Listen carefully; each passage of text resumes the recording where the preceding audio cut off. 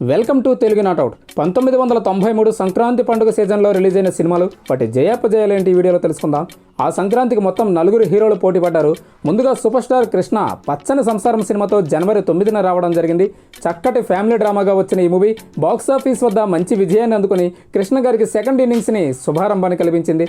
ఆమెని హీరోయిన్గా నటించగా కృష్ణ గారు లుక్ అండ్ క్యారెక్టర్లో ఇన్వాల్వ్ అయ్యి వన్ మ్యాన్ షోలో తన కథను ముందుకు నడిపించే విధానం ఆకట్టుకుంటుంది. ఈ మూవీకి డైరెక్టర్ తమ్మారెడ్డి భరద్వాజ, సంగీతం అందించిన వారు విద్యాసాగర్. ఇలా సంక్రాంతి బరిలో తొలి హిట్ కృష్ణ గారి ఖాతాలో పడగా తర్వాత హిట్ రాజేశ్వరి కళ్యాణం సినిమాకు వచ్చింది.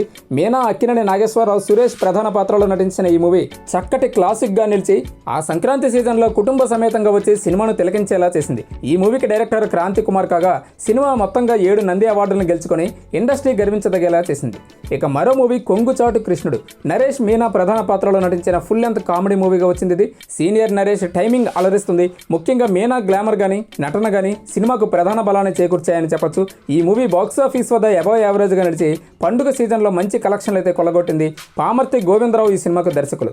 ఇక ఈ బరిలో చిరంజీవి గారు కూడా కొద్దిగా లేటుగా వచ్చారు. కనుమ తర్వాతి రోజున జనవరి 17న ముఠా మేస్త్రి సినిమాతో సెన్సార్తో వచ్చిన ఇష్యూ వల్ల ఈ మూవీ కొంచెం ఆలస్యంగా వచ్చింది, కానీ అనేక ఏరియాలో బ్లాక్ బస్టర్గా అయితే ఆడింది. మరికొన్ని చోట్ల హిట్ టాక్తో సరిపెట్టుకుంది. ఇలా ఈ మూవీ 3 రోజులు లేటుగా రావడంతో సంక్రాంతి కలెక్షన్లను ఆ రేంజ్లో అందుకోలేకపోయింది. అయినా ఓవరాల్గా 16 కేంద్రాల్లో 100 రోజులు ఆడి హిట్గా నిలిచింది. ఇలా మొత్తంగా 1993 సంక్రాంతి హీరోగా సూపర్ స్టార్ కృష్ణ గారు నిలవగా తర్వాత చిరంజీవి ఇంకా ఏఎన్ఆర్ గారు రాజేశ్వరి కళ్యాణంతోనూ నిలిచారు. మరి తెలుసుకున్నారు కదా, మరో ఇంట్రెస్టింగ్ వీడియోతో మళ్ళీ కలుద్దాం.